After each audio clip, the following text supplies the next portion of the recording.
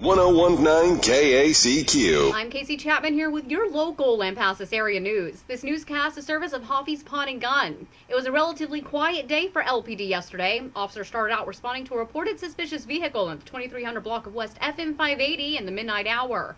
It stayed quiet up until late morning when SROs received a possession of a controlled substance call at the high school. A theft was reported in the 100 block of Private Road 4060 in the lunch hour, and a public intoxication on Lively in the 3 o'clock hour. Dispatchers sent officers out on a criminal trespass in the 900 block of East 3rd late last night. LPD, EMS, and fire were all dispatched out on a wreck in the 700 block of Northington that sent one to the ER. One non-injury wreck was swept up in the 100 block of West 1st Street, and there were no arrests made by the city. Sticking around, more Lampasas local area news is just moments away. Whoa. Hey now, what are you looking for? I'm a little short on change. I'm craving some tacos, and payday is still 2 days away. Well, you have all of this stuff sitting around here that you're not using right now, so why not take it up to Hoffy's Pawn and Gun and burn it and have some money to tide you over? And I also see you have stuff that you haven't used in a long time that you could just go sell, like this guitar that you were going to learn to play years ago. Hey, that's not a bad idea. I think I'll do just that. Tacos, here I come. Hold up, I'll go with you. They take all kinds of stuff like guns, jewelry, musical instruments, laptops, tools, and a lot more. They also offer a large selection of quality new and used guns and pistols, as well as ammo. Hey, do you feel like venison? No, I don't think so. Hoffy's Pawn and Gun. Check them out online at hoffyspawnandgun.com or head to 201 South Water Street in Burnett for all of your pawn shop and gun needs. And when you just want some extra money for tacos. Crews started paving Avenue E from Ridge Street to Porter and should be finished tomorrow. Residents are asked to park off of West Avenue E if at all possible. The city's brush tripping crew are working on the southwest section of the city this week, west of Key Avenue and south of 1st Street. Murdered Fort Hood soldier Vanessa Guillen will get a memorial gate on post. Guillen's family and attorney went to Fort Hood to discuss the design. Her sister says this memorial that's going to be done in order to honor Vanessa means a lot to us. It means that they listened. This new command did listen to us. Her attorney says the gate will be accessible to anyone. You won't have to check into visitor parking. It will say Vanessa Guillen Gate and will have her picture. Guillen went missing in April. Her remains were found along the Leon River June 30th.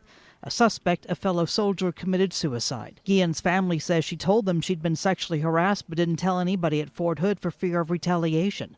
Barbara Schwartz, TSN News. There's a renewed push to make sick leave mandatory in Texas.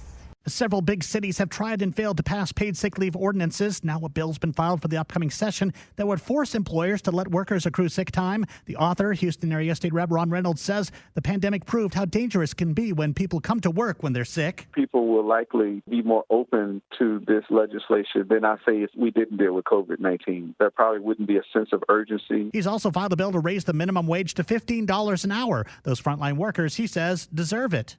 In San Antonio, Michael Board, TSN News. For your COVID-19 update, as of yesterday, there was over 132,000 estimated active cases of the virus in Texas and over 18,000 fatalities. And over 826,000 Texans have recovered from the virus so far.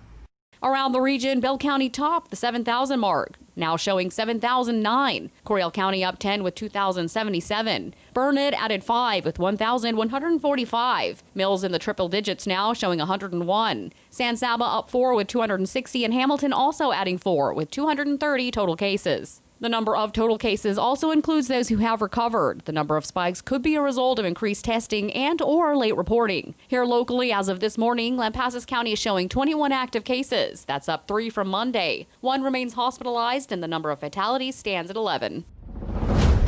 In sports, the Badgers head to the Bi-District playoff game against the Coyotes in Fredericksburg tomorrow. Lampasas will be the home team. You can see if tickets are still available on the Lampasas website at lisdtx.org. If you can't get tickets to the game, you can tune into Lampasas Radio or go online to lampasasradio.com for the play-by-play action with Daryl Brooks and Randy Morris, with the pregame show at 6:30, kickoff at 7, and tune in Thursday morning at 7:45 for the Casa Coaches Show with Daryl Brooks and Badger head coach Troy Rogers for a preview of the upcoming game. Badger boys basketball dominated court yesterday in their 20-minute scrimmage game. The boys took out Wimberley 18-16, Lake Belton 20-15, Austin's LASA 23-13, and Wimberley a second time with an 8-minute clock 10-7.